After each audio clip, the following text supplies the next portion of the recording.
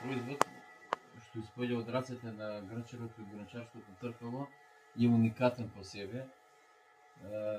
Не можете никогаш два исти предмети да направите, затоа е и овој занет уникатен по себе. Знаете, почнувате од една грудка земја и видите како му давате душа на производот. И за секој мајстор, меѓу илјаду, да речем, производи да ви измешан пример производот, вие вашиот производ ќе си го препознаете заради тоа што му давате некоја душа, енергија некоја за да го направите.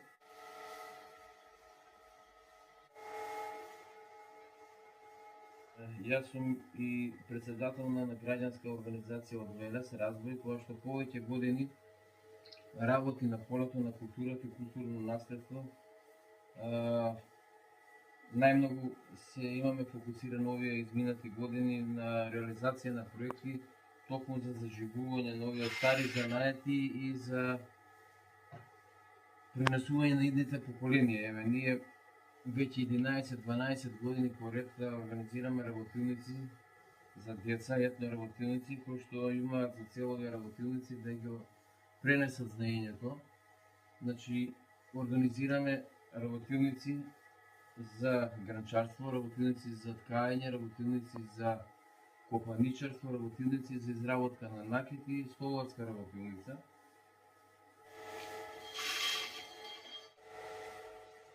Интерес има голем од страна на децата, премногу сакаат. 4 до 5 сата трае една работилница. Значи, дури има се случува некогаш и да не можеме да се отидеме што е голем интересот, значи сакаат да работат.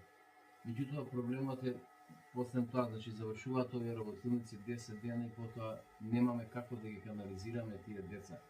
Како понатаки да се развиваат на дообука и на други, да речем, работи. Еве, апелирам до системот наш, да речем, до некоја институција од нашата држава,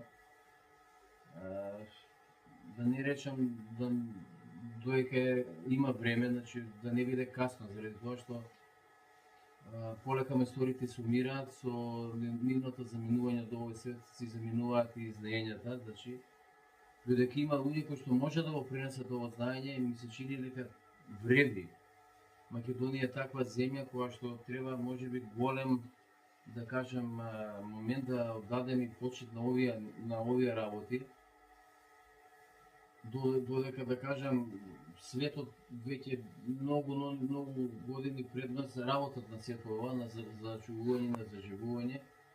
Мораме ние како држава да изнајдеме некој начин и како се тоа да го ставиме да не замре, да не умре. Моје лично исто размислување е да некој дел од овие работи се внеси во системот на образование. Од овој занет екзистирам, прехранувам семејство, фамилија, има иднина, може да се работи и да се обстојува, меѓутоа со многу минимално, значи не станува збор за тука некои пари кои се какви дека системот на нашата држава треба да инвестира, па за да биде сето ова не знам како, но само треба многу волја, сето другото ќе се среди.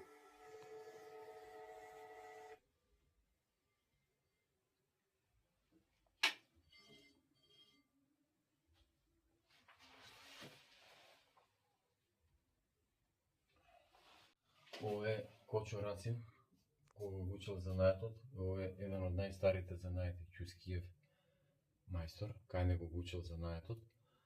Ова се производи од фабрика во Вила Зора, ова е внатрешноста на фабриката што била. Ова е исто Тодор Левков фабриката на што зборувавме, исто и ова. Ова се некои производи, ова е старата железничка на Велес.